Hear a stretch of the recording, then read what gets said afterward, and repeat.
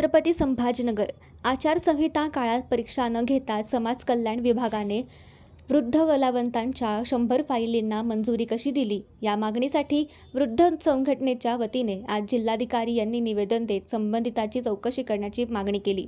महर्षी शाहू महाराज वृद्ध कलावंत पेन्शन योजनेचा लाभ मिळवण्यासाठी सन 2023-24 या वर्षात 500 कलावंतांनी रीतसर अर्ज दाखल केले होते, पण समाज कल्याण विभागाच्या वतीने आचारसंहितेचे कारण पुढे करत परीक्षा घेण्यास नकार दिला।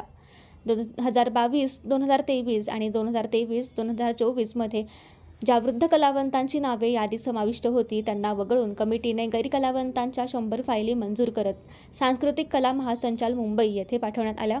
या घटनेची चौकशी करून दोषींवर योग्य कार्यवाही करावी अशी मागणी वृद्ध कलावंत संघटनेने जिल्हाधिकारी यांना निवेदनाद्वारे केली आहे। यावेळी योगेश महाराज सुरडकर, प्रशांत अन्नदाते, सुरेश्वर नाईक, विलास कुलकर्णी यांच्यासह माऊली महाराज काळे, ज्ञानेश्वर साठे वृद्ध कलावंत उपस्थित होते। माझं नाव ज्ञानेश्वर पांडुरंग साठे, ओरिजिनल कलावंत, गायक, वयोवृद्ध कलावंत।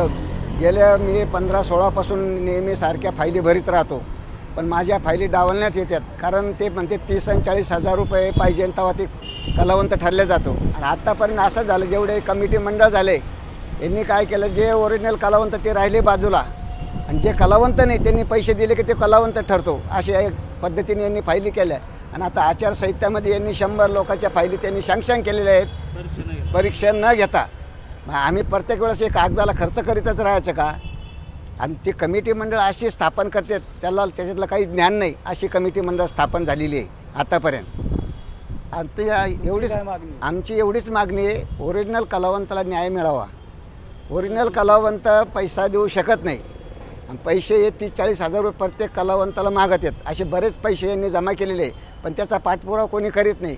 आणि आमच्यातले लोक हे फोडीत आहेत, त्याच्यात मेन कारण म्हणजे हे असं झालेलं आहे, सत्यासाठी न्याय हा राहिलेलाच नाही। आणि तिथे प्रत्येक वेळेस त्या कलावंताच्या बॉडीवर ज्याला त्याच्यातलं काही ज्ञान नाही असे लोक तिथं पालकमंत्री स्थापित करीत असतील ही बॉडी, तर त्याच्यासाठी योग्य तो न्याय मिळावा। आम्ही कलेक्टर साहेबाला निवेदन दिलेलं आहे, नाही तर उपोषण लावू आम्ही।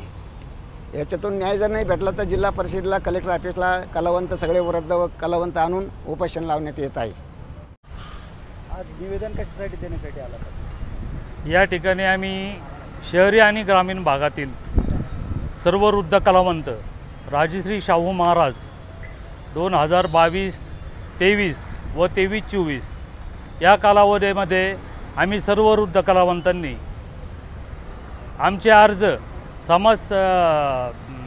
समाज कल्याण विभागाकडे सुपूर्द केले होते।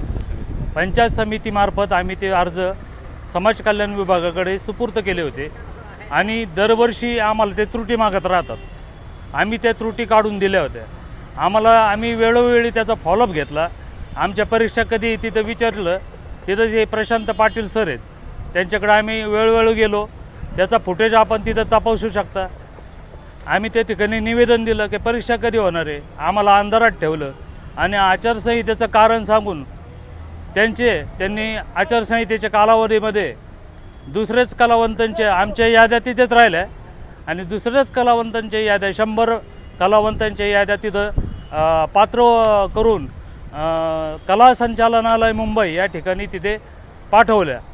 तर आमचा प्रश्न एवढाच आहे, या ठिकाणी आम्ही निवेदन देण्यासाठी आलेलो आहे। माननीय श्री कलेक्टर साहेबांना आम्ही आत्ता भेटलो, त्यांना निवेदन दिलं आणि विनंती केली की आपण साहेब स्वतः याच्यामध्ये आपण याची सखोल चौकशी करून आम्हा सर्व कलावंतांना या ठिकाणी थोडंसं सहकार्य करून आम्हाला न्याय मिळवून देण्याची विनंती केली। दरवर्षी आज 4 वर्ष झाले साहेब, या ठिकाणी वृद्ध कलावंतांना न्याय मिळत नाही आहे। प्रत्येक वर्षी ओरिजिनल कलावंत डावलून हे लोक चिरीमिरी घेऊन 40-40, 50-50 हजार रुपये घेऊन बाहेरच्या बाहेर फायली मंजूर करून घेतात आणि जे ओरिजिनल कलावंत, गुणी कलावंत आहे, ज्यांचं खरंच कलेवर जीवन आहे, असे लोक याच्यापासून वंचित राहतात। तर आम्ही निवेदन दिलेलं आहे साहेबाला, आम्हाला न्याय मिळण्यासाठी खरोखर विनंती केलेली आहे आणि साहेबांनी आम्हाला आश्वासन दिलं की 1-2-4-5 दिवसामध्ये आम्ही तुम्हाला इथे बोलून घेऊ आणि तपास करून तुम्हाला निर्णय देऊ। माझं नाव प्रशांत प्रकाश अन्नदाते, छत्रपती संभाजीनगर. आता मी सध्याला पिसादेवी ग्रामीण भागामध्ये राहिला आहे. मी